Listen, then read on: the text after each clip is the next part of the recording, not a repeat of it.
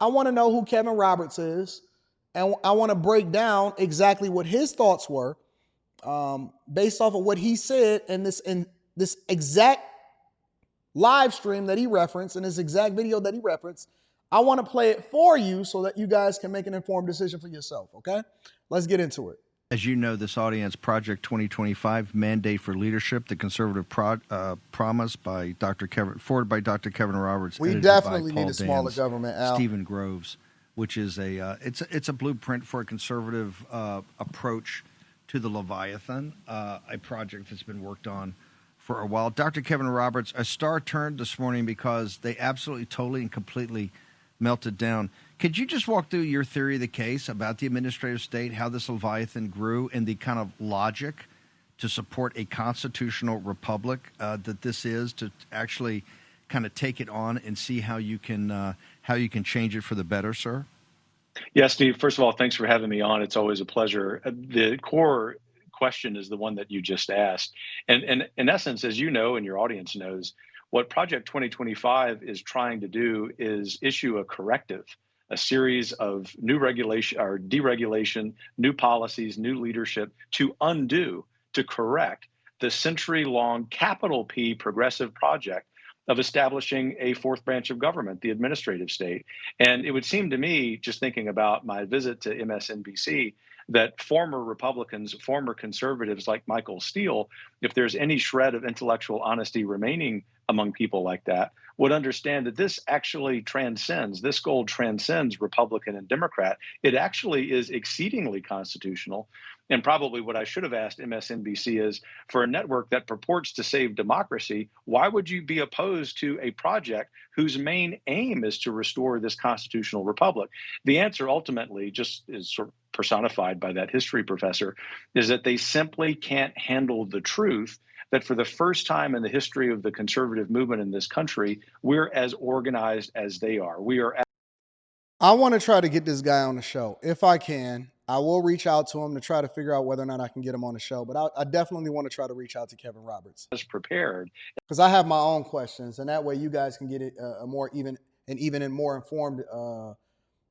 informed as far as what this is, how it ties back to what's going on in this presidential election, and if you should be concerned about it yourself. As they have always been, to take the reins of power and use it appropriately for the everyday American.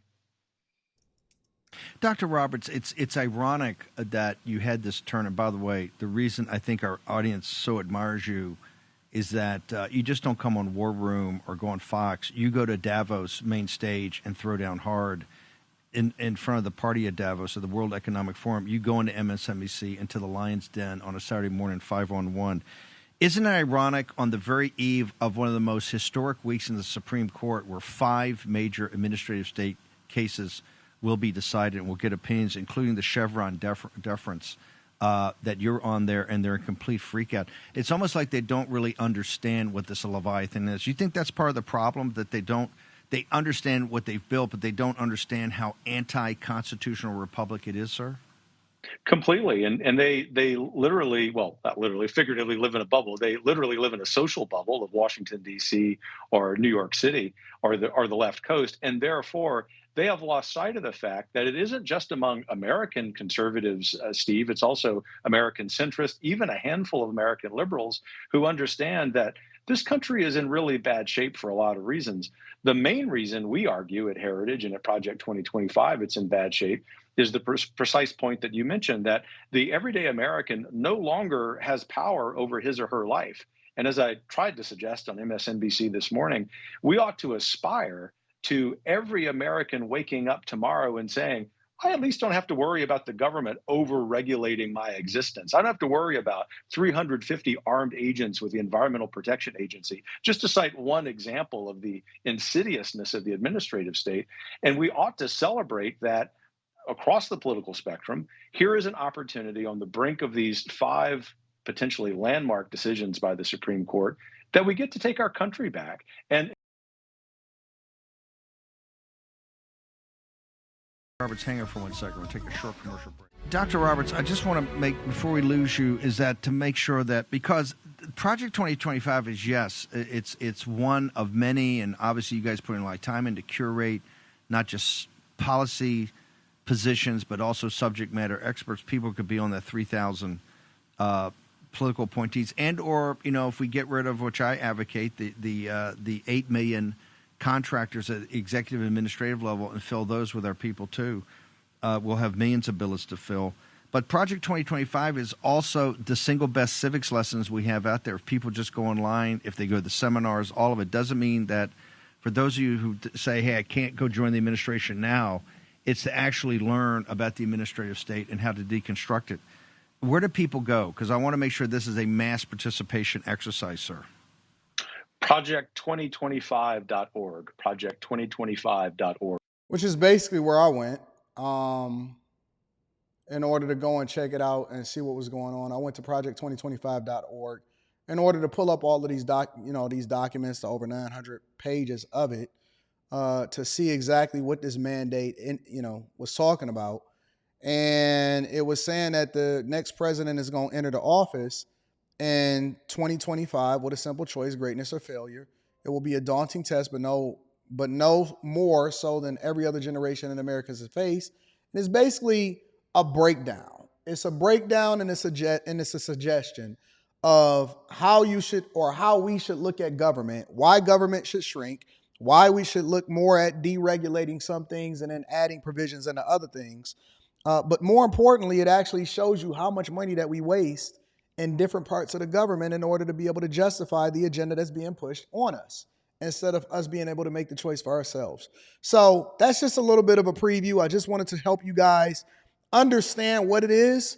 I have seen and looked up, and I have seen nothing that shows that Trump is using this as the blueprint for what it is that he's trying to do inside the presidency. But it is fear-mongering. It is something that they always try to throw on you in order to try to justify getting your vote to do something that's not even in your best interest in the first place. I had a conversation last Monday, and I was talking to a young guy, and I was talking to a young girl. The guy was 26, the girl was 31. And they were trying to tell me, or they asked me, let me revise that. They asked me, what is the purpose of voting? What is the purpose of voting? It's not going to do nothing. It's not going to change nothing. And when I released that clip, it also emphasized and highlighted how ignorant we were as far as not knowing. Ignorance is not an insult. It's a truth. And if you don't know and you are not informed, you are not even suited to have these conversations. And that's why it's so important for us to break it down from a C student's perspective.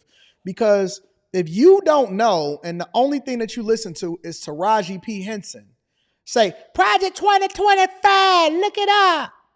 And you know what they're going to do. They're going to go to TikTok and they're going to look at a 1 minute and 30-second video. And somebody's going to say, Project 2025, if Trump's getting in office, this is what he's going to do. He's going to defund this, and he's going to make sure that he turn back gay marriage, and he's going to do it. It's not true. It's absolutely not true. The worst thing that you can be is uninformed. It's not even just about voting, because I believe personally that the more informed you become, the more likely you are to participate. Because with great knowledge and great power comes great responsibility. So I'm not even encouraging you guys to vote. That's not my push.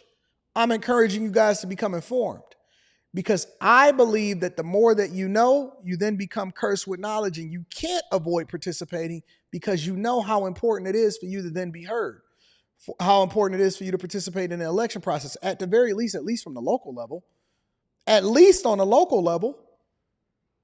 Because they are basically telling you what you can and can't do. And even Trump, right? If you looked at the presidential debate and you looked at it in its entirety, you will realize that even when the whole issue of abortion came up, Trump said that, I don't believe that it's the federal government's job to tell a woman what she can and can't do with her body. That is up to each individual state to make the decision of whether or not they want to embrace or disassociate themselves with whatever it is that the choice is that you make, as far as whether or not you want to participate in life or you want to abort life.